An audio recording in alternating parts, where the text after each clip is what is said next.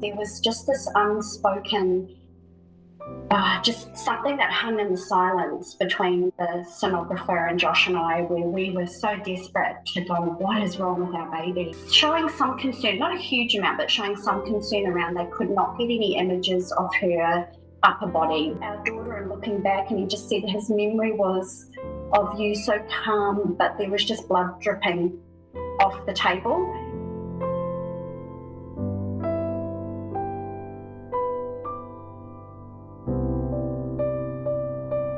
Thanks for joining us today on this special episode of Beyond the Labour Ward, where we're going to speak with Emma, who has joined us from New Zealand.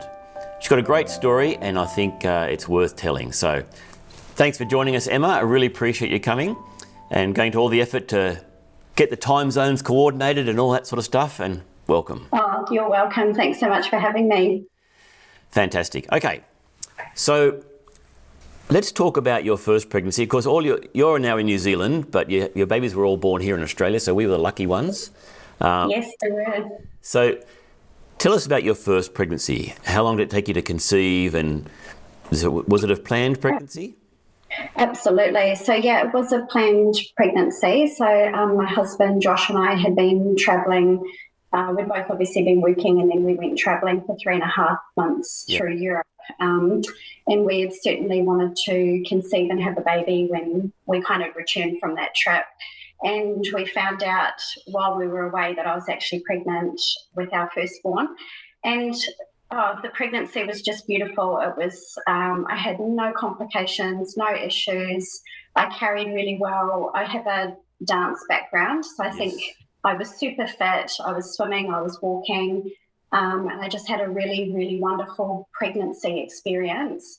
I think, look, all of maybe 2 ultrasounds, one at that kind of 12-week stage, one to determine we wanted to find out what we were having. So we did that at it was like 19, 20-week stage. We found out we were having a beautiful baby boy. So all was tracking really, really well until it kind of came to my due date, and I was just overdue. So I think I was 41 plus 5 days over, and just no signs of him, not budging. Coming at all. There was nothing. So they decided to, and I was massive. I think my parents came over because obviously we were in Sydney at that point. My family was living in New Zealand, so my parents came over.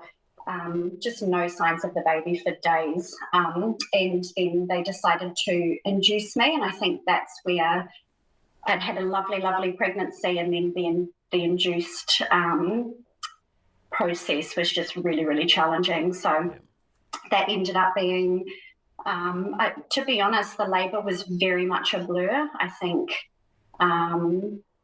I was just in a lot of pain, I think, with that induction, and the labour was very, very painful. I kind of just remember a dial situation where the midwife kind of just turned up that oxytocin drip, and it was just very, very unnatural process, very challenging from a labour point of view. It was very much a blur, and then there was just no signs. I think I pushed for what seemed like forever, and he was asleep. There was no signs of him doing anything. So that ended up being a cesarean, and I think I processed that not very well. I found that quite tough to, I think you always have this ideal going into your first pregnancy and birth that although I had a really textbook pregnancy, I kind of, you go through all the classes, you don't kind of know what to expect. So that really threw me. Yeah. Okay, and so the cesarean section happened. Your recovery from the cesarean section was okay? Yeah, it was totally fine. I mean, obviously the normal, couldn't drive, bit of pain, but I think I bounced back quite quickly with that. But yeah, I was just so delighted in that first baby. 9.5 pounds, he was just delicious, no trouble feeding. Everything was just going really well. But I think I just had in the back of my mind, oh gosh, that labour, it did feel quite traumatic in some ways. And I certainly knew that if, when we were going around for number 2, when we got to that point, that I'd like to kind of explore what the possibilities would be to have potentially a natural birth after cesarean, and perhaps have a discussion, when we got to that point next time, have a discussion with someone around what that could look like. Okay.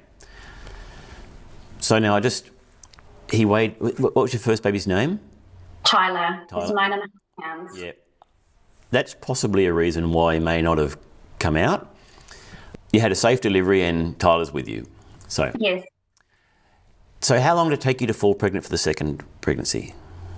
We kind of had this, time frame in mind that we'd like to have like a 2-year gap. So it was we timed it. He was born in the beginning of April, so we kind of timed it all to go, okay, well, by the time he turns 2, we would love to have had or be having a second baby. So he was born in April 2008, and that following June, the year after, we had fallen pregnant. So just, kind of fitting within our time frames. It seemed everything was kind of going according to plan. And we had our scheduled 12-week scan ultrasound, which I've got a little picture of. Yeah. Show us the picture. Yeah.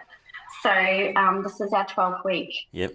So that's picture. Grace. That's Grace. This is Grace, so our baby girl. And I think, I guess the reason I wanted to show this picture, I'm showing this picture because I just feel like she was so peaceful in that picture, and it was just a very kind of calming picture of her that was just, I find, so comforting, and I love to look at. So that was our 12-week ultrasound. Again, no real issues. There was a strong, steady heartbeat. And it probably, I think, around after that point, we had booked in to see you and say, hey, we're pregnant with our second.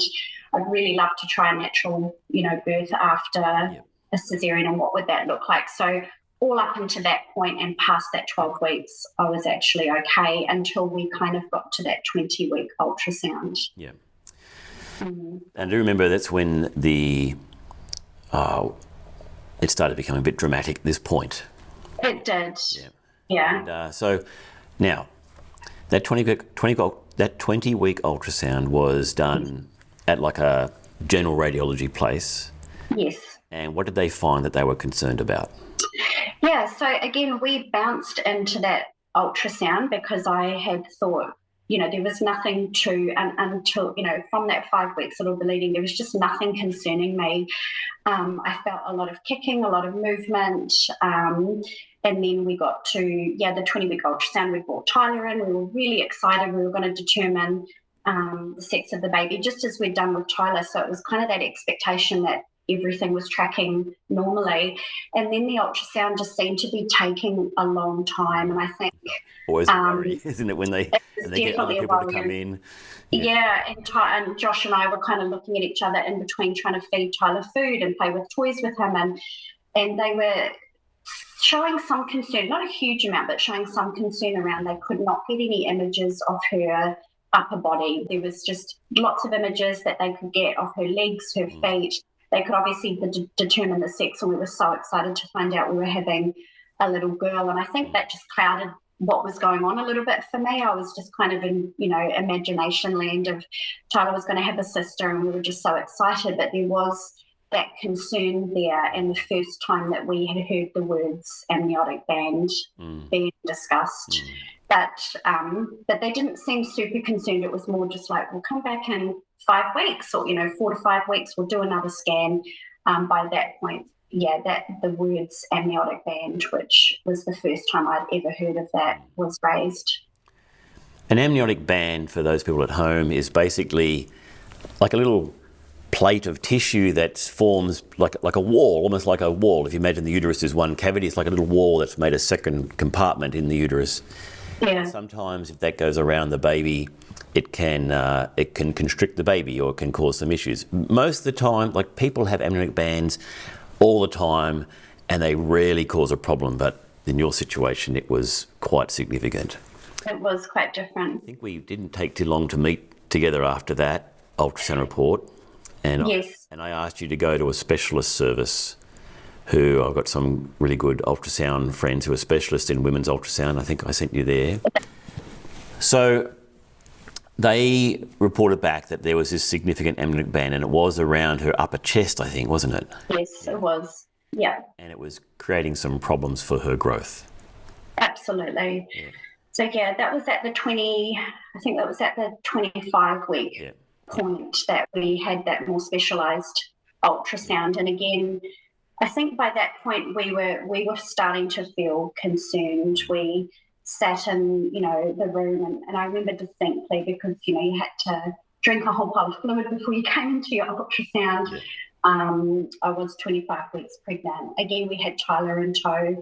But the ultrasound was just taking a long time. And I think there was just this unspoken, just something that hung in the silence between the sonographer and Josh and I, where we were so desperate to go, what is wrong with our baby?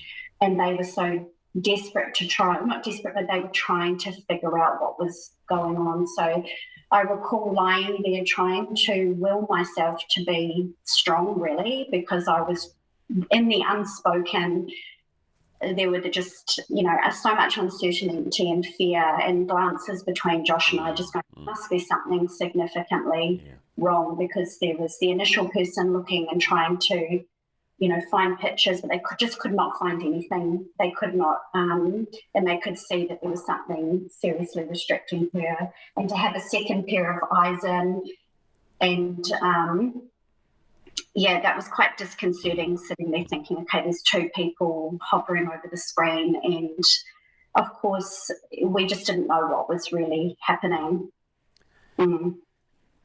It's very likely that they didn't know what was happening either. Absolutely. And they're in this situation where they're the professionals of ultrasound, and they are like very good quality ultrasound. Yes. They teach at universities, so they're at the top level. And for them to not really be certain tells you that it's not a common thing. Yes. Your baby was encountering. Yes. So I had another colleague of mine who's a professor who specialises in doing laser surgery. Yes. Where they can go and divide the band through. Yes. It's a pretty hardcore procedure where it's an operation, they put a telescope in through your tummy and into the uterus, find the amniotic band and use a little laser to basically cut it away. It's mental that they can even do that, but it's something they can do. And so I think this would be an opportunity for you. So absolutely. Graciously, I think you didn't take long to get an appointment down there. It was pretty soon after I mentioned it, he was seeing you. So that appointment happened, like days after. It was fairly quick, and it couldn't come soon enough for us, because we were obviously so desperate to know what was going on, and not so much know what was going on, but what we could do to kind of, help her. And again, when we went and saw him at that appointment, there was, obviously ultrasounds were just the theme of that pregnancy. We'd had so many. And, he talked us through what our options were, and very much gave us clear kind of outcomes. And I remember him being so calm, but also, these are your options and you kind of have to pick one. It was kind of like there was that termination option. There was we could manage conservatively, which was just letting nature take its course, or there was an uterosurgery option, which we took, because I think as her parents, we wanted to desperately do something to help her. And if she wasn't developing, well, then we felt like that could be something that could free her and actually get her to develop. But there was definitely the very high chance that even that surgery would kind of trigger labour, and she may not make that surgery. So that was a real risk going into that. And I think it was very, very confronting to find yourself in a room, just Josh and I, trying to figure out what to do next. What should we do? What would be the right thing for her? And neurosurgery just seemed the obvious next step for us to try and help her. Yeah. So that surgery was booked for a particular day? Yes. So the appointment was Thursday, I remember, and then the surgery was booked that Tuesday for me to go in Tuesday morning into the hospital. Yeah. And then I'm going to ask you to tell me what happened next. Yes. That Monday morning, So the day before the Tuesday planned surgery, Mum and Dad took me to one of our favourite cafes we love to visit while they were over, and we brought Tyler with us. And I remember waking up and going to the cafe and just feeling, I just didn't feel right. I felt a pressure kind of growing around my groin area. I was just not feeling comfortable. But I think subconsciously I knew something was wrong, but I just pushed it down. I think I was a little bit in denial. I was like, surely I can't, surely I've got to get to the surgery. That was what was in my mind. I've got to get there.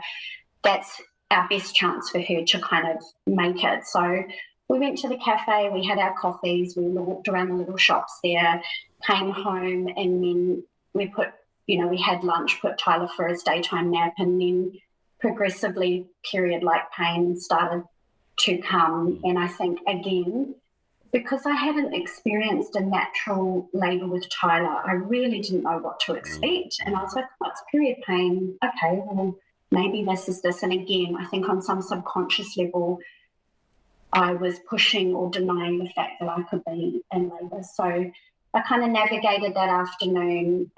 We called you at one point in the afternoon, and we actually caught you in my journal. I'd written down we'd caught you right before you'd gone into surgery, which was good timing.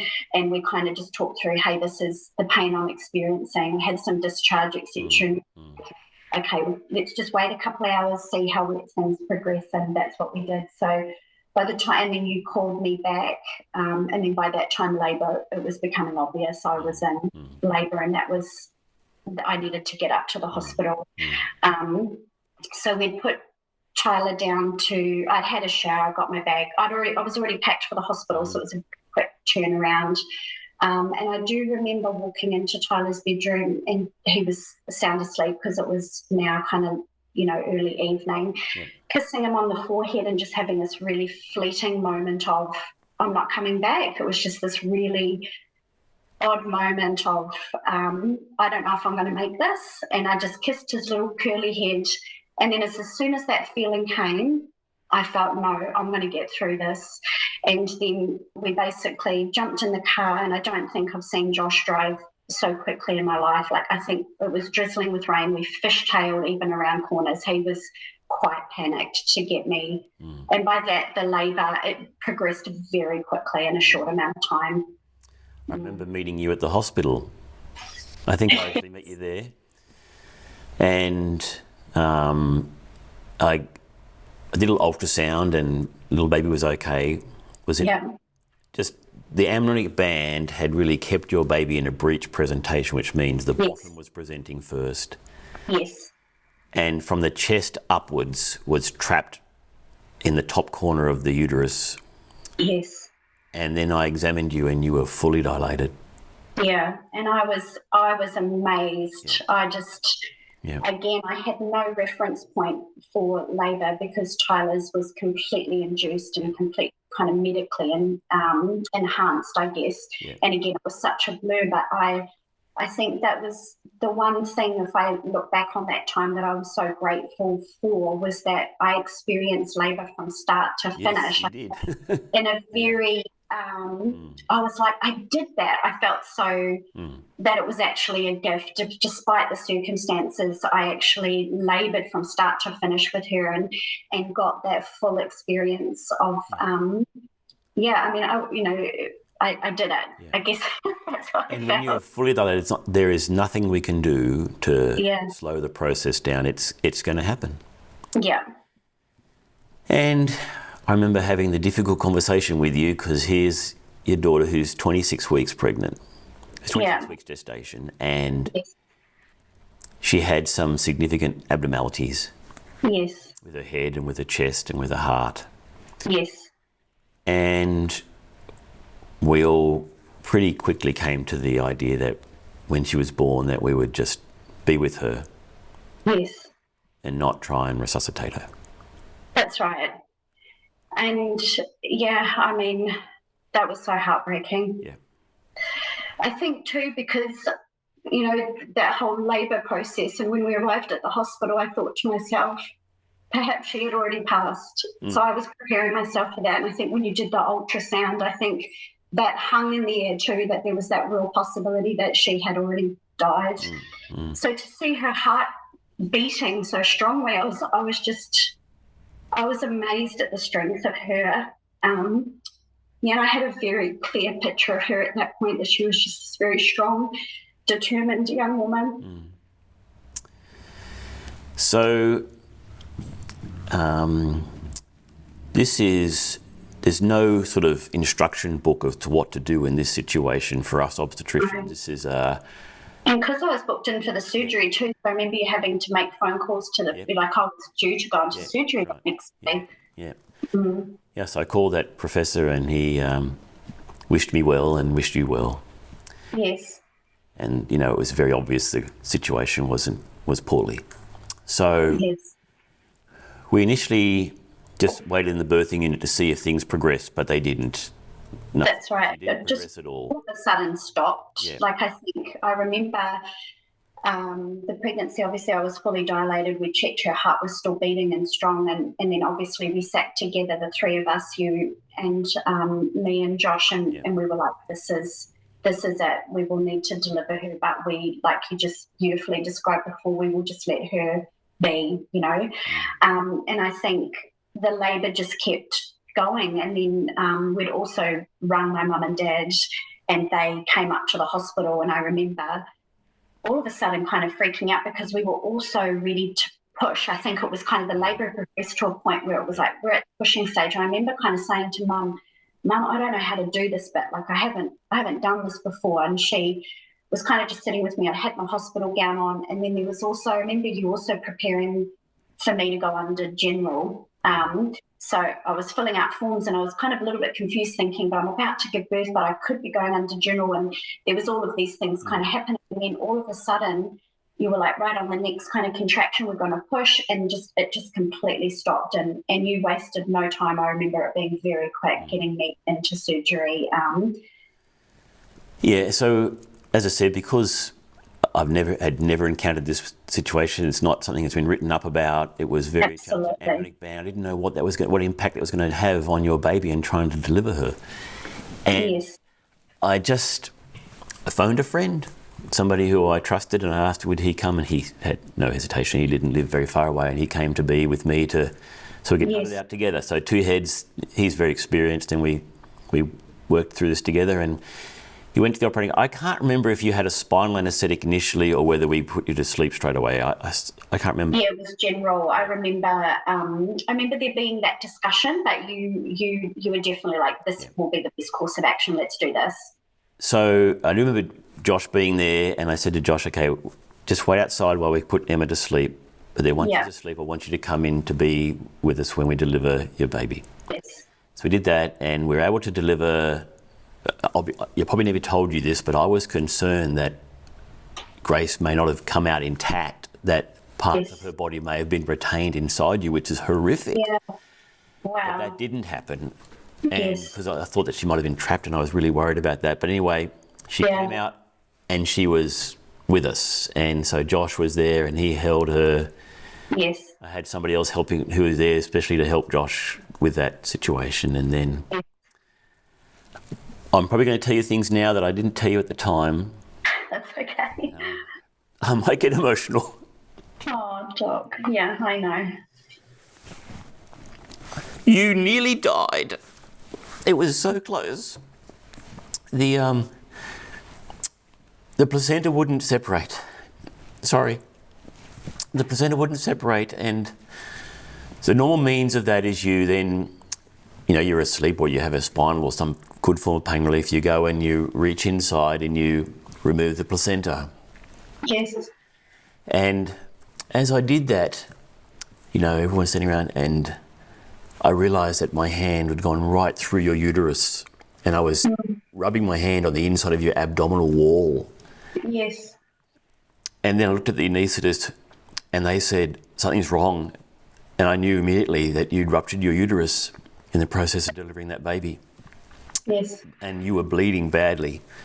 Yes. So we had to quickly cut you open where the cesarean section had been, And I was worried that A, you might die, or B, if you don't die, you might lose your uterus. And so I was so glad my colleague was there helping me. Yes. 'Cause when you have a colleague helping you in these situations, I'm the one who's emotional because I know you and you're my patient, but you have somebody else who's not so emotionally attached, they can really help you make good decisions. And so we quickly Absolutely. did operation, and we were able to bring the uterus, on vision, and we could see this big hole where the fallopian tube attached it was your right side, and there was a big hole there. Placenta was all through it all, and it was just a mess. And Yeah. we just scraped and got everything back together. I have no idea, but for the grace of God, that we managed to somehow stop the bleeding. Yes. You kept your uterus. You had a significant blood transfusion, and that was quite tough. Yeah.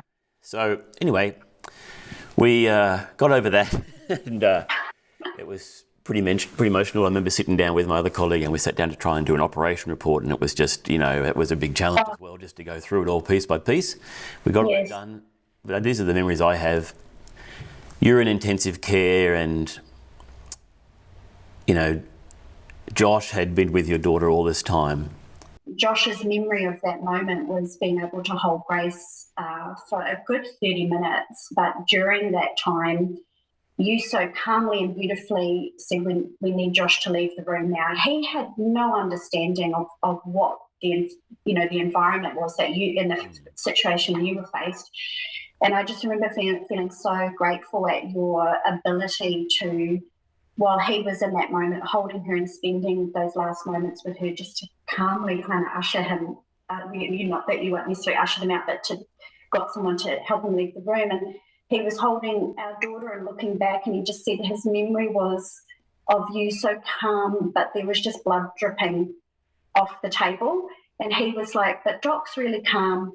Okay, that's possibly maybe a bit of blood there, but she's going to be okay. So, your entire demeanour, I don't know how you did it. I don't know how I do that either. But his memory was just looking back going, it's under control. Yes, there's a lot of blood dripping off the table, but I think she's going to be okay. And of course, he was so focused on spending those last moments with Grace. But yes, waking up under that fog of the anaesthetic and realising I wasn't in the recovery room because I'd had a cesarean before. I'd had surgery before with Tyler, and I remember there's a recovery section. And the busyness of the nurses coming in and out, hooking me up to, needles going into my thigh, a morphine button being pushed into my hand. And I felt like I had been run over by a truck. I couldn't feel anything from the waist down. I was just in this fog, but I could feel the urgency of the nurses. And I was thinking to myself, oh gosh, something bad has happened. Like I knew Grace was not going to make it, but then I felt instantly what has happened to me. Yeah. And then moments later you walked in and I looked at you and I still remember you had your arms crossed, and it was very late into the night, and you just said you've lost a lot of blood, and your entire face and countenance, I just looked at you and I felt so bad for you because I thought you've gone through the absolute ringer. That's what I thought. Like Doc's gone through it, and the look on your face, and I was thinking, oh my gosh, what has happened? But I was so, obviously it did feel like I had been driven over by a truck. That's just how I felt. And I immediately could only concentrate on the very raw instinct of myself. I was like, I can't swallow. I can't even begin to process what's happened. And then, of course, you've got, the nurses checking on you every 20 minutes, which they need to do. And the sounds of the intensive care. Oh, there's so many beeps and noises. Stick with me. It just felt like you were in the Twilight Zone. And surfacing and then, looking at Josh, I felt so disconnected because I was so in my physical, focusing on my physical state. And I'd look over at Josh sitting on the chair, and he was emotional and texting everybody. And, then at one point it just got very quiet. You'd left to go home. Josh had left to go home, and I had the nurses, everything kind of slowed down. And I think, I was just in a fog. I was completely still out to it. So I do remember, you basically made an uncomplicated recovery from there, which I was very grateful for. I'm sure you were more grateful for it. It was phenomenal. Yeah. You really recovered really quickly. I don't know how many weeks later, but it was a little bit of time later before you had a funeral for Grace. Yeah, so we had that time in the hospital where it took me a couple of days for the anaesthetic to wear off, and then for me to start to ask questions around what had actually happened. And also I had I had to meet Grace. There was that entire process within the hospital where she of course had passed in Josh's arms, and she was being held at the hospital, but there was only a certain amount of time that she could be there until she needed to go through an autopsy. So it was probably, again, I kind of mentioned that immense focus on just that raw instinct of recovery. And then there was the hospital counsellor who was certainly kind of hovering in the wings a little bit to gently start that process of me being able to meet Grace and to take that time to form those memories and those connections while I was in the hospital. So it was a couple of days later that I remember my midwife, who was just so beautiful and looking after me, and she was very, between her and the counsellor, it was very much time for me to meet Grace. And it was just so overwhelming. Nothing can prepare you for that moment.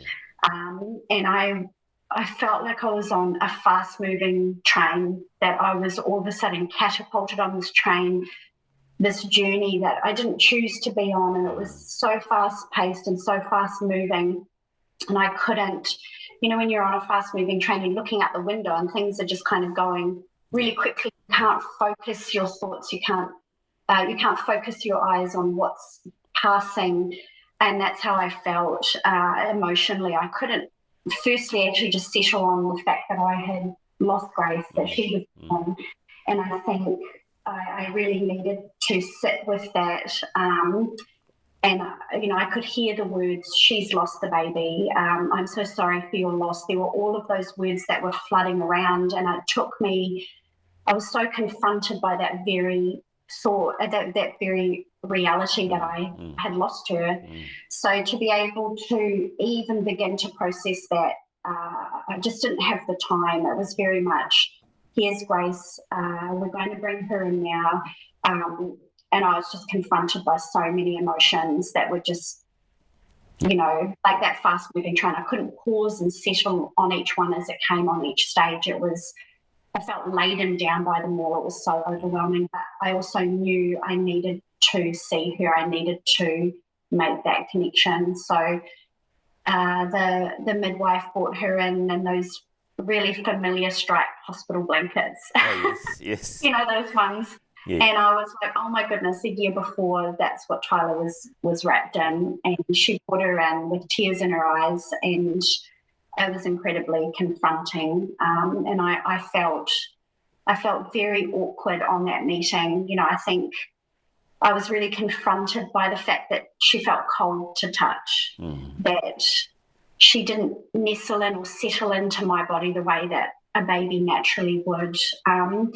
I didn't feel right, and really she didn't feel right. And so it was this kind of awful disconnect where I felt so much sorrow, but I also just felt I just didn't know how to be, because nothing could prepare me for that moment. And I remember looking at her little face and seeing that she had the same shaped mouth as Tyler, so that made me feel really familiar to her. But I think in my subconscious, I felt so uncomfortable because I actually blamed myself. Like, it took me months later to recognise the fact that I blamed myself for her situation, that she had been trapped in my body, my womb, that she was unable to develop. And on some subconscious level, I felt incredibly distressed about that. So I think to meet her was so confronting, because I felt like I'd caused that. Not at the time I could reconcile those feelings. It only really came later that I could connect those dots. But anyway, that evening after first meeting her, I walked the trails, walked the hallways with my mum, and I had my, what is it, the IV stand, and I was dragging something behind me. And I remember saying to mum what I had experienced, and she was like, "Oh, darling, you need to meet her again. We need to, we need to find that connection point." But you're kind of pressured too. There's that time. She can't be in the hospital forever. I can't be in the hospital forever. We needed to make those moments count, and I think that pressure to make that moment count. What would I regret not doing with her? What would I, years down the track, struggle with? It felt very pressured to take that time to make that count. So I was so grateful for my mum who initiated that second meet with her, and that time was, I think I just started to heal. A little piece of my heart healed in that second interaction with her, where I could pray with her, I could stroke her face, and I just found myself apologizing over and over to her, sorry that she didn't make it, sorry that she had been trapped in my room, sorry that we couldn't be together. But it was a moment of healing there as well. And my sister was there with me, my mum was there on that second visit, as well as Josh. And I think for the first time I had the courage to kind of unwrap her blanket and see her so beautifully and fearfully and wonderfully made. She was a complete, whole, beautiful baby. And I think I was glad that I did that, because I was so scared of the damage that my body had caused her. But to see all her fingers and toes developed there, they were a little skew with, a little kind of bent, but she was just beautifully formed. And I have a picture of me holding her, and that's her there. And that beautiful little striped baby blanket that is so familiar to me. Yeah. Wow. I do like this next part of the story. And I remember you called me up to tell me you were pregnant again. Yes. I can't remember how long between Grace and this next pregnancy it was. Yeah. I mean, I guess I'm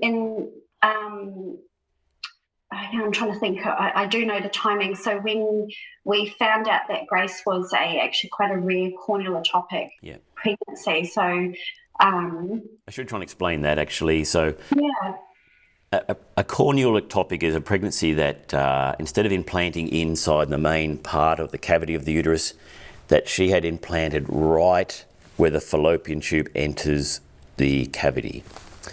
Yeah. That's called the cornu or cornua of the uterus. And so because it wasn't really an amniotic band, it was actually the edge of the uterus that was that restriction around her. Yes. And so that's why everyone was looking strange, going, what is this? What is this? And the people were having difficult time interpreting it. And if they had done the fetal laser surgery, they would have basically cut a hole in your uterus if they'd had done that. So it would have been quite tragic if that had happened. So it was, so that was extremely unusual. Most corneal ectopics present themselves in the first, few weeks, and we realise it then, and then it. So it's so uncommon for a gestation of that length of time. Correct. Yeah. So then we needed some time for your body to heal. So I remember we sort of waited a number of months to be confident that the uterus had properly healed before we embarked on this pregnancy. That's right. So that was the end of November, 30th of November was the date that Grace passed away. And I remember in the hospital, we kind of talked about the day that I left to go home, and I've still got the picture that you drew me of my uterus and where Grace had implanted and what that was. And I remember thinking, I've never even heard of a corneal ectopic pregnancy. I've heard of ectopic, but not that. So I remember just sitting in the hospital because we were talking about, we might need to shoot some dye into those parts and just see, if that fallopian tube was compromised in any way. I just remember sitting there thinking, I don't think I can ever go through this again. I wasn't even sure I wanted to have another pregnancy. I think with Tyler, I've done my dash. He was, maybe that's it. Maybe I'm going to be the mother of two beautiful babies, one heaven bound, one on earth. And I kind of just sat with me for a while. And of course, yes, I had the recovery. I remember ringing you at like 4 weeks after losing Grace going, Doc, I'm bleeding. And you're like, that's your period. It's just being amazed. So I was so grateful. And I think, all my dance training up until that point, I think my body just healed so remarkably. And I was so grateful for that. And yes, so we weren't even really sure we'd want to go down that track. So it took a few months for us to come to terms with, would we like to try and conceive and have another baby? Can we do this? And I think we got to that point where we were like, yeah, we would like to have another baby. But again, we were just unsure whether we could even do that and what that would look like. But then sure enough, I found out that following, so it's only 8 months later. So it was July the following year that I was indeed pregnant. So I called you up. And then you came around to the office. We came around to the office. And we did a scan. We had a scan. And?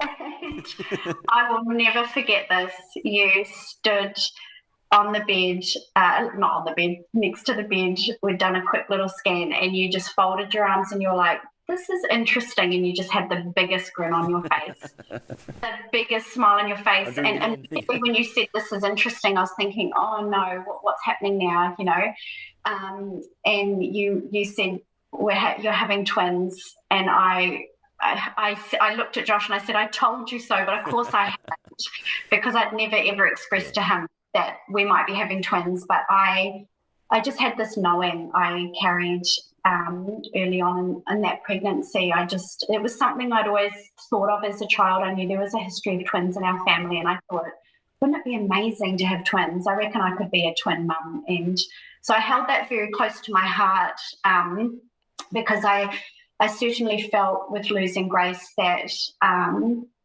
based on my Christian faith, I knew that what had been lost would be restored to me, and that what was being taken away was going to be given back. And so I think I just had this knowing in my heart that I was going to have twins. So I think I just blurted out, I knew it, and you were just grinning from ear to ear. And then Josh immediately went to, I could see the practicalities of cars, baby shows, all of everything. Just I could see his eyes be like, everything is now double. So that I will never ever forget that. Yeah, it was. The joy was palpable. It's basically cemented in my mind, that little moment. Yeah. Anyway, so to cut a long story short,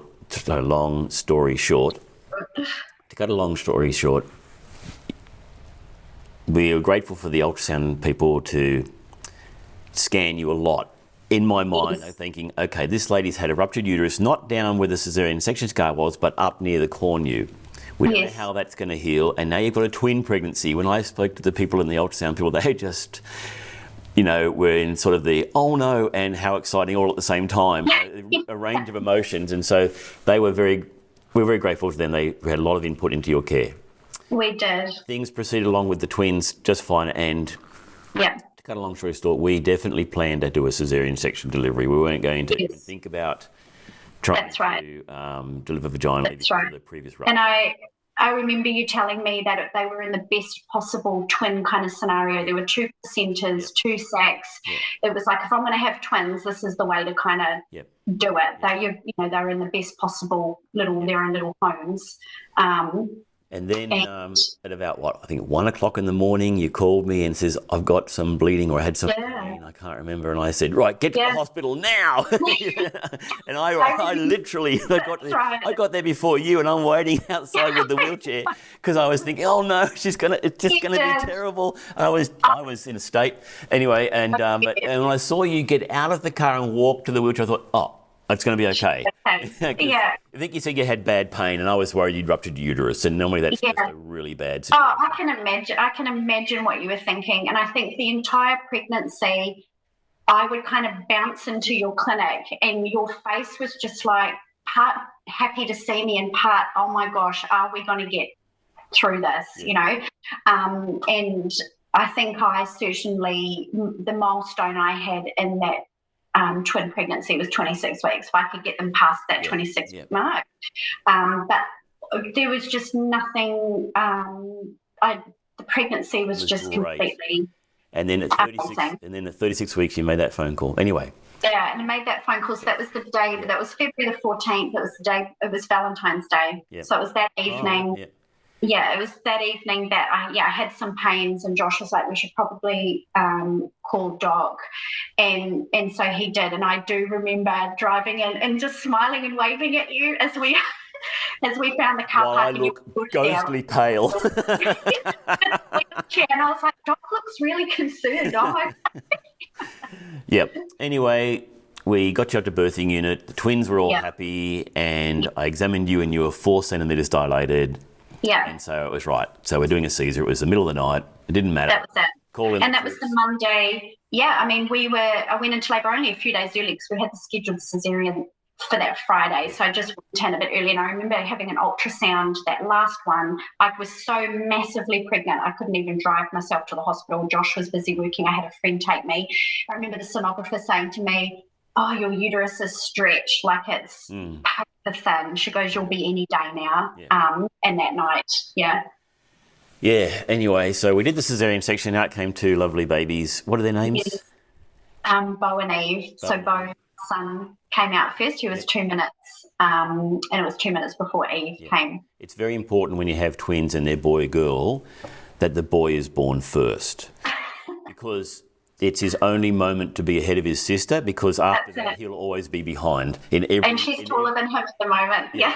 She'll grow bigger than him and be quicker at and do better stuff. So it's his moment. He can just say, at least I was born first. Anyway, so they were born, and one of our camera operators is a twin, so he's just laughing in the background here.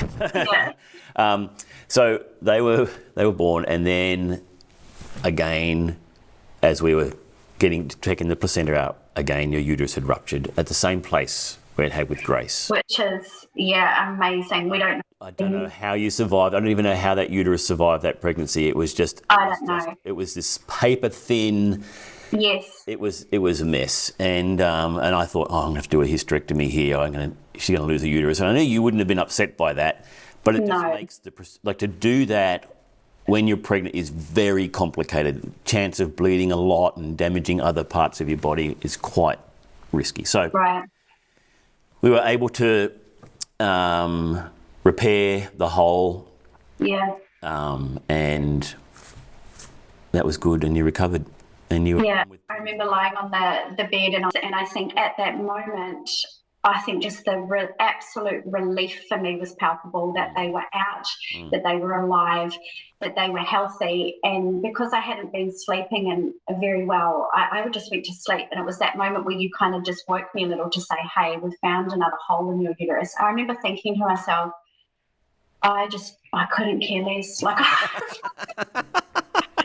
actually, if they'd said to me, you're going to go now, like, we can't repair it, we're going to do a history, we're going to do anything, I was just like, I have done my job, I've got them, I've carried them, they are out, they are healthy, and they were good sizes. Like Eve was, I think Eve was 7 pounds and Bo was 6, something like that. So they were good sizes for 36 weeks. They needed no incubators, and I was just like so thankful to God that I had carried them that full, as far as I could.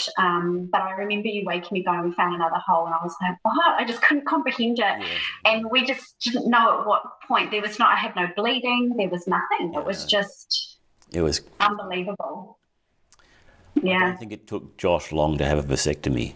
No, and I think that's when the anaesthetist came in and just said, look, and everyone was saying to us, look, that's it. You really can't have any more babies. And I was totally fine with that. And if you could have given, or someone could have given Josh a vasectomy right then and there, he would have taken it. I think him going through that entire ordeal, he was like, it's the least I can do to actually keep you safe.